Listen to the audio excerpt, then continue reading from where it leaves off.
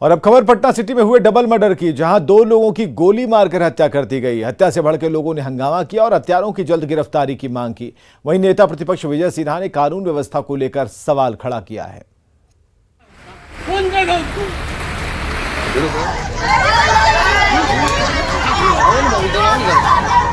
फफक फफक कर परिजन पूछ रहे हैं कि चंदन का कसूर क्या था।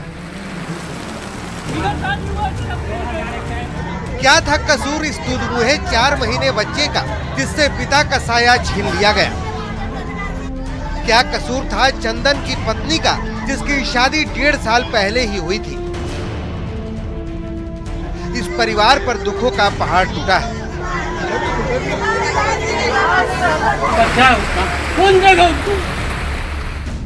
क्योंकि इस घर का चिराग बुझ चुका है। दरअसल मंगलवार की रात बाईपास थाना क्षेत्र में अपराधियों ने स्कूटी पर सवार 2 युवकों की गोली मारकर हत्या कर दी, जिसमें चंदन भी अपराधियों की गोली का शिकार हुआ। इस वारदात के बाद नेता प्रतिपक्ष विजय सिन्हा चंदन के परिवार वालों से मिलने एनएमसीएच पहुंचे। पीड़ित परिवार को सांत्वना देने के बाद नेता प्रतिपक्ष ने कानून व्यवस्था पर तीखे सवाल किए। सरकार जब से बनी है, अपराधियों भ्रष्टाचारियों की जामात को लेकर के सबका मनोबल बढ़ गया है। रोज हत्या हो रही है, रोज बलात्कार। कल एक लड़की का जिस तरह से गया में हत्या हुआ, समस्तीपुर में जिस तरह से हत्या हुआ, कल 2 हत्याएं यहाँ हो गई है। और मुख्यमंत्री गृह विभाग के मंत्री हैं, गृह विभाग उनके अंदर है। ये मामला सदन में भी हमने कहा था कि आपका प्रशासनिक तंत्र कमजोर हो गया है।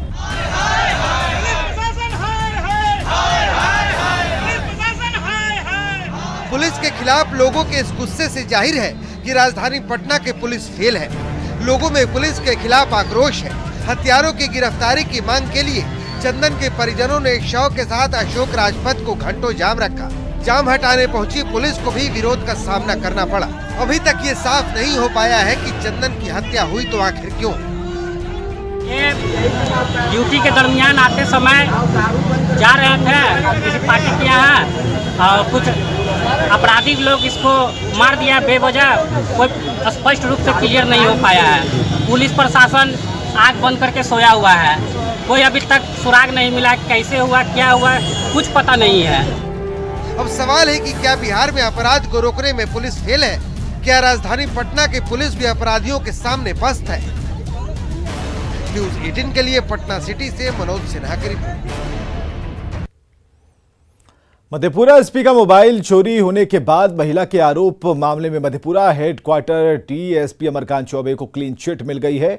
जांच में महिला का आरोप गलत पाया गया और इसके बाद डीएसपी अमरकांत चौबे को क्लीन चिट मिली। वहीं मधेपुरा सदर एसटीपीओ अजय नारायण यादव का वीडियो वायरल करने का आरोप उनके ऊपर लगा। डीआईजी ने निलंबन समेत विभागीय कार्रवाई की अनुशंसा की और साथ ही अमरकांत चौबे पर भी काम में लापरवाही का आरोप लगाया और उनके खिलाफ भी निलंबन को लेकर हेडक्वार्टर को पत्र लिखा है। 22 और 23 अगस्त की रात को मधेपुरा एसपी का मोबाइल चोरी हुआ था और एसपी अवकाश पर थे। एसपी का मोबाइल डीएसपी अमरकांत चौबे के पास था। चोरी हुआ मोबाइल कॉलगर्ल सप्लायर के पास से बरामद हुआ। इसमें कॉलगर्ल सप्लायर ने कई पुलिस वालों से संबंध की बात कबूली थी। उसको पैचअप करना, कवर अप करने की एक कोशिश हुई है, मोबाइल रिकवरी की कोशिश हुई है। इस संबंध में हमने मुख्यालय को स्पष्ट तौर से लिखा है कि डीएसपी हेडक्वार्टर अमरकांत चौबे इनको उस पद से हटाया जाए और उन पर विभागीय कार्रवाई शुरू की जाए।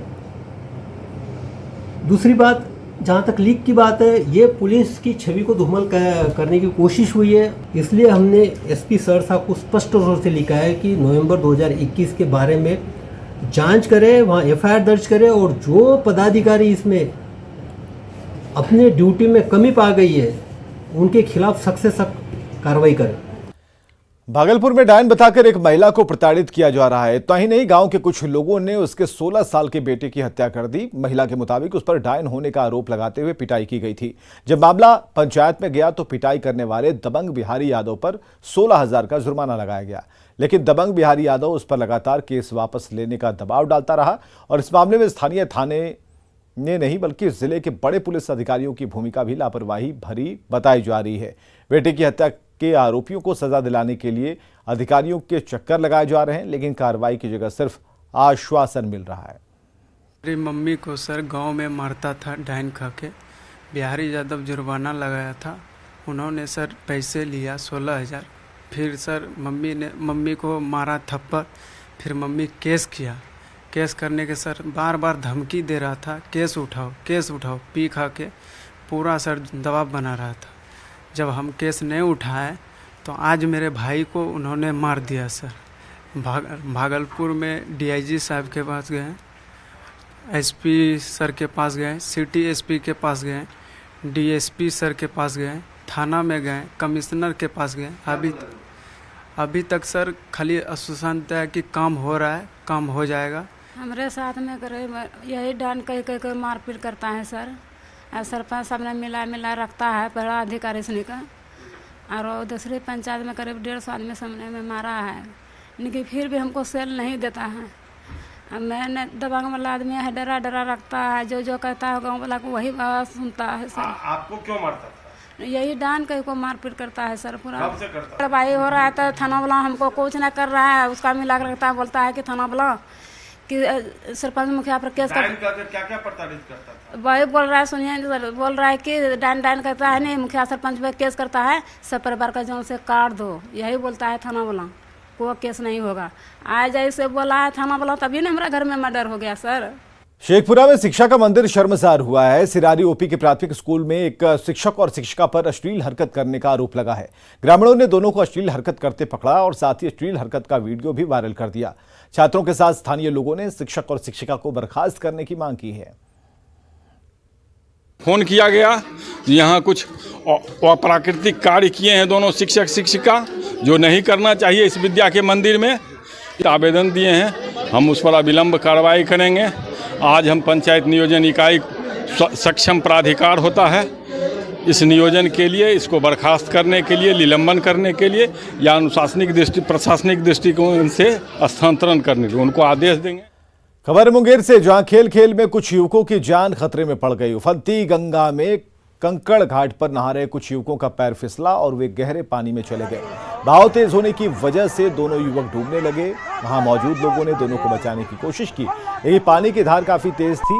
हालांकि गोताखोर टीम ने करीब 15 मिनट की कोशिश के बाद दोनों युवकों को बाहर निकाला। पकड़ लेगा। गुड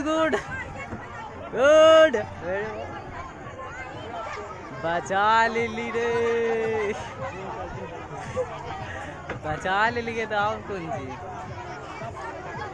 और में देखेगा कि हल्ला हो रहा है, ग्रामीण लोग हल्ला कर रहा है, तो हम लोग उस जगह गए तो बोला कि तेज़ बहाव में बह रहा है, तो हम 3-4 गोताखोर के साथ फिर हम तैरने लगे।